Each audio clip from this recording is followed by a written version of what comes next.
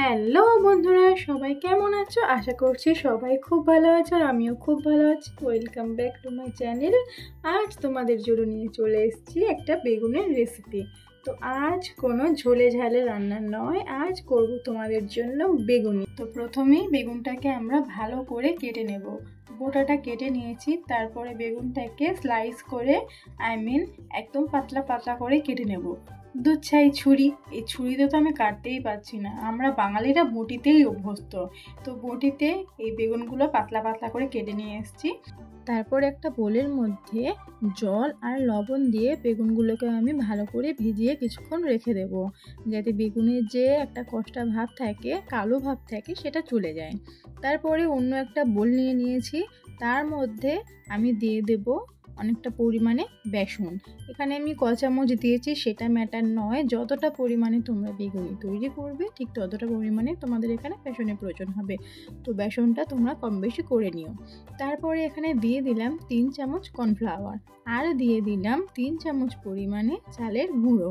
তারপরে এখানে আমরা অ্যাড করছি 1 চামচ হলুদ গুঁড়ো, যেটা কালারের জন্য, আর দিয়ে দিচ্ছি 1 চামচ লঙ্কা গুঁড়ো। আর এখানে পরিমাণ মতো আমি লবণটাও ইউজ করে নিলাম। নিয়ে এই শুকনো উপকরণগুলোকে আমি ভালো করে একটা চামচের সাহায্যে মিক্স করে নেব, যাতে আমি যখন এই ব্যাটারটা গুলবো তখন আমার কোনো দলাভাব না হয়ে যায়। তারপরে এখানে আমি অল্প অল্প জল ব্যবহার করে ব্যাটারটাকে ভালো করে গুলিয়ে নেব। তোমরা বাড়িতে কিভাবে বেগুনি তৈরি করো সেটা আমাকে অবশ্যই বলো, আর কোথা থেকে আমার এই ভিডিওটা তোমরা দেখছো আমাকে কমেন্ট করে অবশ্যই জানিও।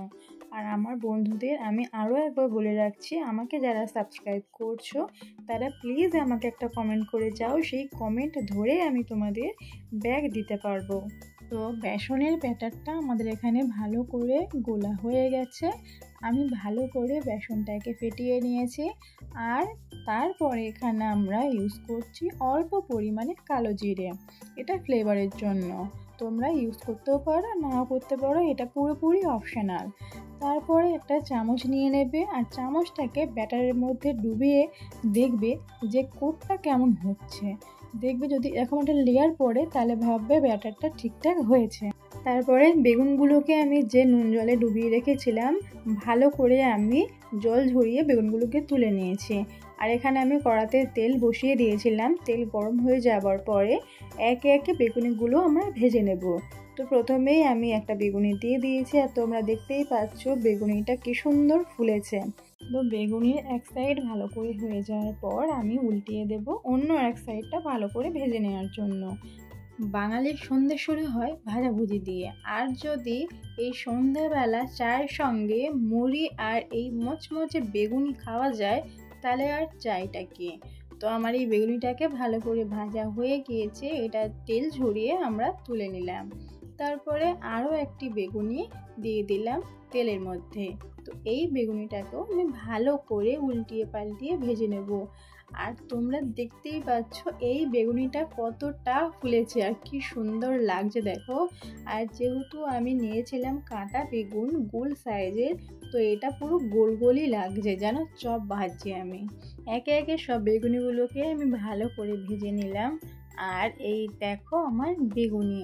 তো আমার এই বেগুনির রেসিপি তোমাদের কেমন লাগলো অবশ্যই আমাকে কমেন্ট করে জানাবে।